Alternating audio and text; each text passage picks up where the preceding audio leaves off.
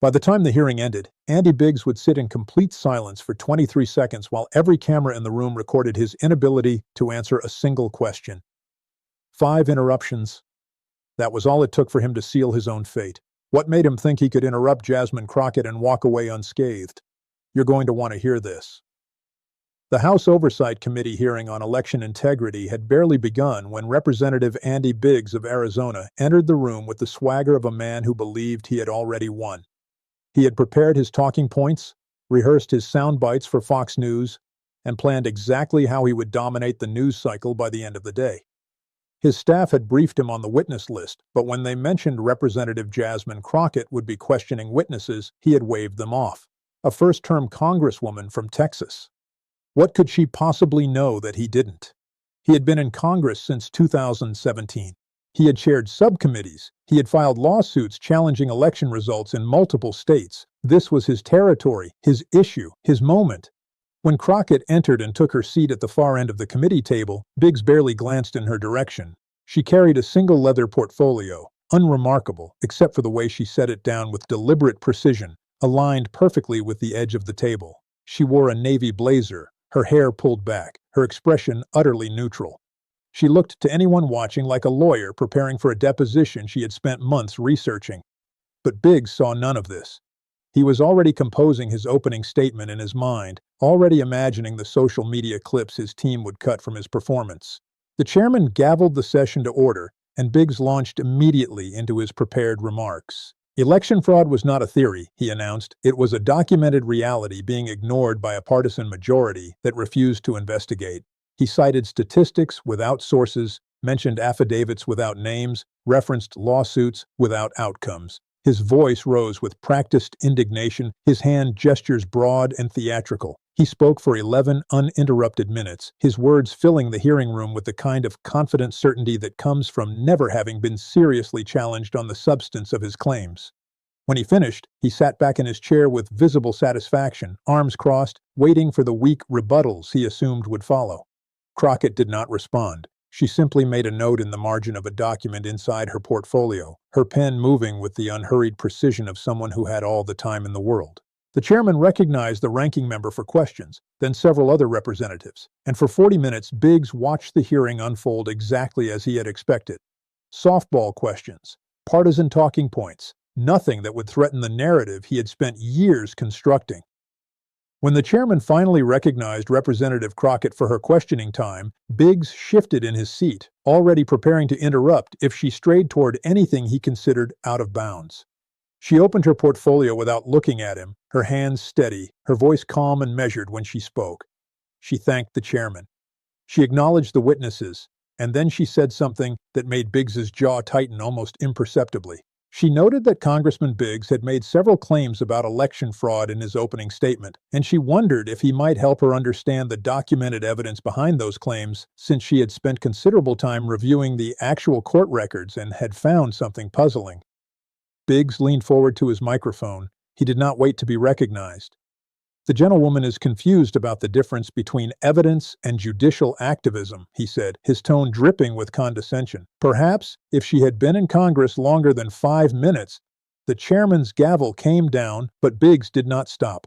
"The courts refused to hear the evidence," he continued, raising his voice slightly. "That doesn't mean the evidence doesn't exist. It means—" Crockett simply waited. Her expression did not change. She did not reach for her own microphone. She let him finish his interruption. Let him use up his own credibility in front of the cameras, and when he finally stopped speaking, she returned to her notes as though he had not spoken at all. "Congressman Biggs," she said, and her voice was somehow quieter than before, almost gentle. "You mentioned in your opening statement that hundreds of affidavits documented fraud in the 2020 election. I want to make sure I understand your testimony correctly. Are you stating, on the record, that these affidavits constitute legal evidence of fraud?" It was a simple question, a yes or no question, but something in the way she asked it made the room go still. Biggs started to answer. "Of course they constitute." She raised one finger, a small gesture, barely noticeable, but it stopped him mid-sentence. "I apologize for interrupting, Congressman, but I need your answer for the record. Yes or no? Do these affidavits constitute legal evidence of fraud in your professional opinion?" Biggs's face flushed slightly. Yes, he said. Absolutely. Yes. Crockett made a note. Thank you, she said. She turned a page in her portfolio, and for the first time Biggs saw that what she had brought was not a simple folder. It was a tabbed binder, thick enough that the tabs were visible even from across the table, each one marked with a handwritten label. She opened to the first tab with the kind of care someone might use when handling an original historical document. I want to show you something, Congressman, she said. This is the final ruling from Judge Stephanos Bibas of the Third Circuit Court of Appeals in the case of Donald J. Trump for President versus Bookvar, November 27, 2020. You cited this case in a press release from your own office as evidence of judicial misconduct, so I assume you're familiar with it. She read from the document, her voice steady and clear. Quote, charges require specific allegations and then proof. We have neither here. The campaign's claims are vague and conclusory. It never alleges fraud or that any votes were cast improperly. End quote. She looked up at him. Congressman, Judge Bibas was appointed by President Trump.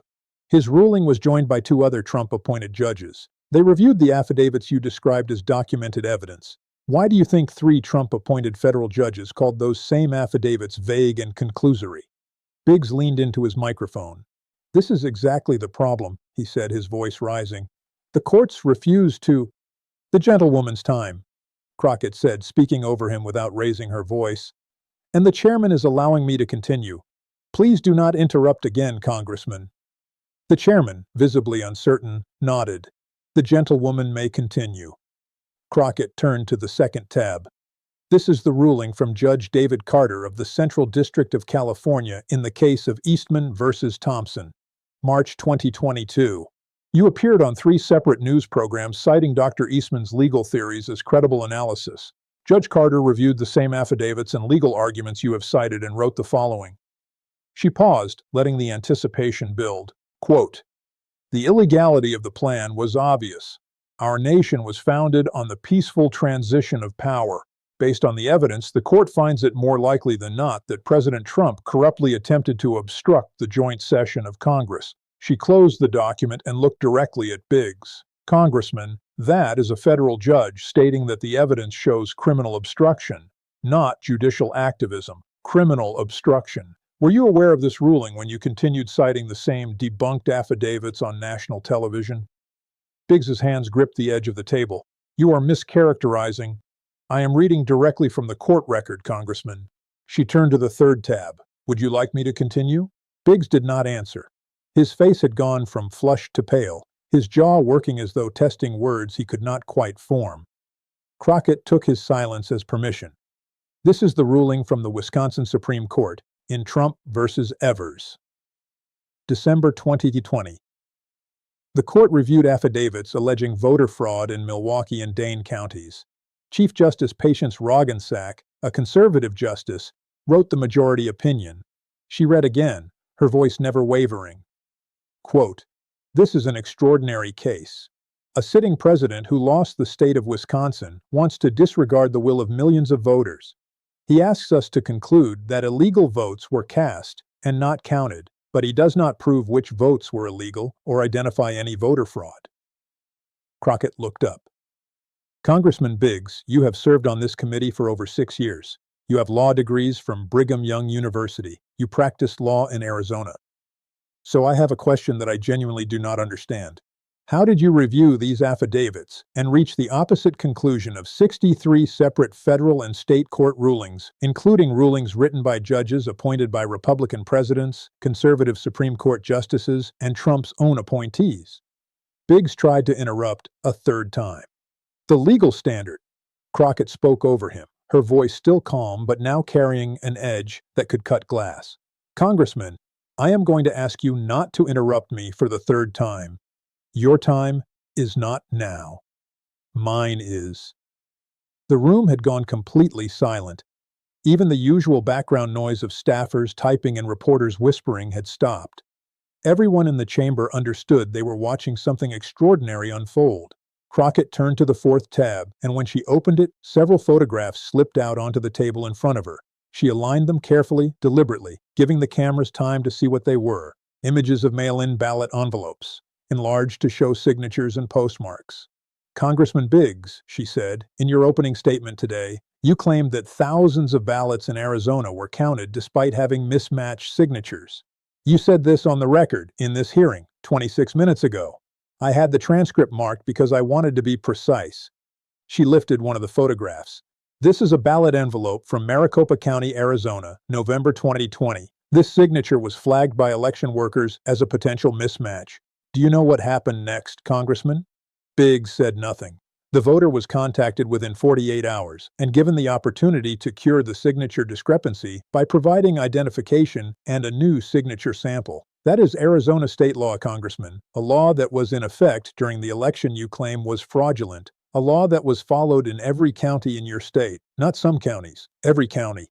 She placed the photograph down and lifted the next one. This envelope was also flagged. This voter cured their signature within the legal window. This ballot was counted legally, properly, and in accordance with Arizona state law. So when you claim that thousands of mismatched signature ballots were counted illegally, what you are actually describing is the legal signature cure process that Arizona law requires. You are describing the law being followed and calling it fraud. Biggs tried again. The gentlewoman is misunderstanding. I am reading your own state's election code, Congressman. She pulled a document from the 5th tab, and this time she did not read from it. She simply held it up so the cameras could see the official seal of the state of Arizona on the header. Arizona Revised Statutes, Title 16, Chapter 4, Article 8. The Signature Verification and Cure Process. This is not my opinion. This is Arizona law. The law you swore an oath to uphold. Would you like me to read the statute aloud so you can tell me which part constitutes fraud? The silence that followed was total. Biggs's hands had moved from the table edge to his lap, hidden from view, but his shoulders were rigid, his breathing visible even from across the room. He opened his mouth twice, but no sound came out. His eyes darted toward his chief of staff standing against the back wall, but his staffer could offer nothing but a helpless expression. 10 seconds of silence. 15, 20. A pen dropped somewhere in the press gallery. The sound somehow amplified in the absolute stillness, and it made 3 people visibly jump. Biggs finally managed to speak, his voice barely above a whisper. The gentlewoman is cherry-picking cases. 63 cases, Congressman. Crockett's voice was still calm, still measured, but now it carried the full weight of everything she had presented. 63 separate court rulings across 7 states, reviewed by 94 different judges. 86 of those judges were appointed by Republican presidents. 23 were Trump appointees. Every single one of them rejected the claims you are still making today. That is not cherry-picking. That is called a pattern. She pulled out the 6th tab, and this time what emerged was a spreadsheet printed on legal-sized paper, small enough that Biggs could not read it from his seat, but large enough that everyone could see it existed.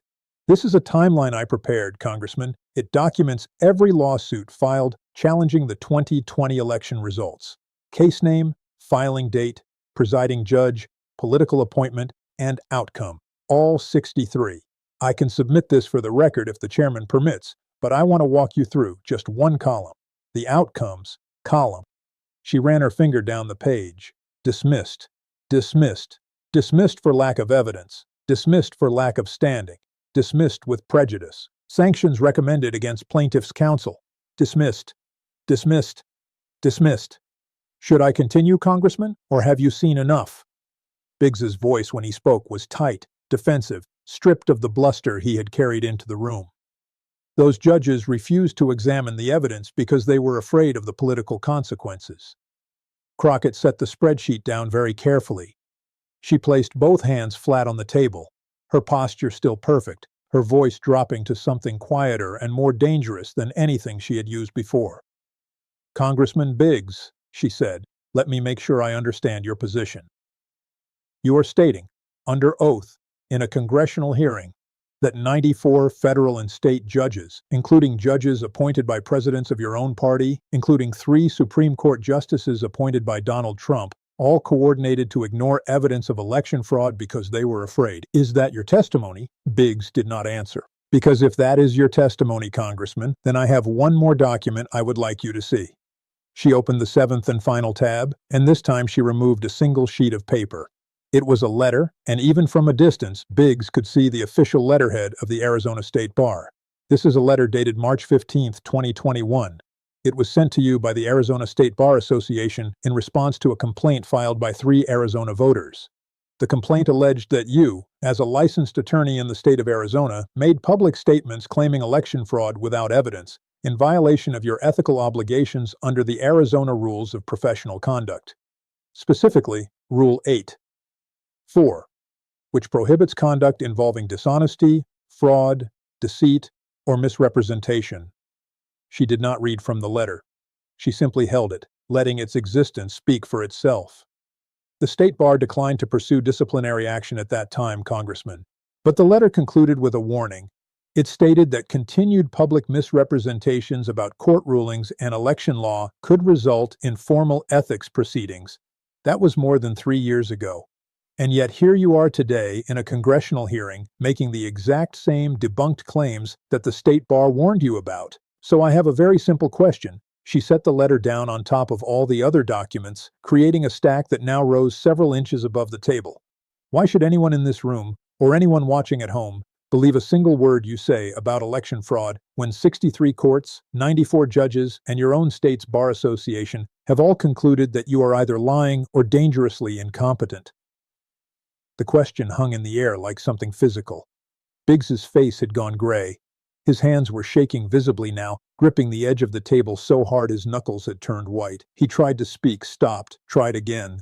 His voice, when it finally emerged, was barely audible. "This is a partisan attack," Crockett interrupted him, and this time there was no gentleness left in her voice. "No, Congressman. This is accountability. You have spent 3 years lying to your constituents, lying to the American people, and lying to yourself about an election that every credible authority has confirmed was fair, legal, and legitimate. You have called judges corrupt. You have called election workers criminals. You have stood on stages and told crowds of people that their votes were stolen, knowing that what you were saying was false, knowing that 63 courts had already proven you were lying, and you did it anyway because it was politically convenient." Her voice dropped to something colder than anger, something more final. "But you made a mistake today, Congressman. You interrupted me 5 times. You dismissed my questions as though I did not deserve to ask them. You assumed that because I am a black woman who has only been in Congress for 2 years, I could not possibly have done the research, could not possibly have prepared a case strong enough to corner you. And that assumption, that arrogance, is what ended you." She closed her portfolio with a soft snap that somehow sounded loud in the absolute silence of the room. "Because I did do the research, Congressman. I read all 63 rulings. I compiled the timeline. I reviewed the Arizona election statutes. I obtained the state bar letter. I interviewed election officials in 7 states. I prepared this case the way a prosecutor prepares for trial, because I knew men like you do not respond to opinions or arguments. You only respond to evidence you cannot deny. And now that evidence is part of the congressional record, permanent, undeniable, yours." Biggs pushed back from the table, the legs of his chair scraping against the floor in a sound that made several people wince. He stood, his movements jerky and uncoordinated, and without a word to the chairman, without recognition, without permission, he walked toward the exit. His chief of staff tried to intercept him, tried to hand him a folder, but Biggs waved him off with a gesture that looked more like a flinch than a dismissal. The doors at the back of the hearing room opened and then closed, and Andy Biggs was gone. Crockett sat perfectly still in the silence that followed. She did not watch him leave. She did not acknowledge the stunned expressions of the other committee members or the frantic note-taking of the reporters in the gallery. She simply aligned the edges of her portfolio, square with the table, and waited. The chairman, visibly shaken, cleared his throat. He asked if there were any other questions for the witnesses. No one spoke. He gavelled the hearing into recess, and the room erupted into noise, staffers rushing toward their representatives, reporters shouting questions toward the now empty seat where Biggs had been sitting. But one person in the gallery did not move. An elderly woman, white-haired and wearing a lanyard that identified her as a representative of the League of Women Voters, sat in the 3rd row with tears running down her face. She had been registering voters for 42 years. She had worked the polls in every election since 1982. And for 3 years, she had watched men like Andy Biggs call her life's work fraudulent, call her a criminal, call her participation in democracy a lie. When Crockett finally stood and gathered her materials, the woman approached her in the hallway outside the hearing room. She did not say anything. She simply took Crockett's hand in both of hers and held it for a long moment, and Crockett understood everything that did not need to be said. Later that evening, the video clips began circulating. The 5 interruptions cut together in rapid succession. The 23-second silence counted down with a timer in the corner of the screen. The moment Biggs stood and walked out without explanation. Within 6 hours, the clips had been viewed 14 million times. Within 24 hours, 3 major Arizona newspapers had called for Biggs to resign. Within a week, 2 primary challengers had announced campaigns against him, both citing his performance in the hearing as evidence that he was no longer fit to serve. But the clip that went most viral was not the silence or the exit. It was the moment when Crockett had asked her final question. Why should anyone believe you? That 10-second clip, isolated and shared across every platform, became the question that defined not just Biggs, but an entire movement of election denialism that had relied on volume and repetition rather than evidence. In the end, what destroyed Andy Biggs was not partisan politics. It was not media bias. It was not even the courts that had ruled against him 63 times. What destroyed him was a first-term congresswoman from Texas who had done something revolutionary in modern American politics. She had prepared. She had brought receipts. And when a powerful man interrupted her 5 times because he assumed she was not worth listening to, she proved that arrogance and evidence cannot occupy the same space. One of them has to leave. Biggs chose to leave. The evidence remained. And Jasmine Crockett, her portfolio aligned perfectly with the edge of the table, her voice never once rising above calm precision, simply moved on to the next question, the next hearing, the next man who would underestimate her. Because that was the work. Not the viral clips or the social media celebration. The work was showing up with the documents, asking the questions that had no good answers, and making the permanent record reflect what actually happened rather than what powerful men wished had happened. You questioned my qualifications at the start of this hearing, Congressman Biggs. But I am not the one who fled the room when the evidence arrived. I am not the one who spent 3 years lying to voters about an election 63 courts confirmed was legitimate. I am not the one whose own state bar association warned about ethical violations for public dishonesty. That was you. All of it. And now it is in the record forever. Exactly where it belongs.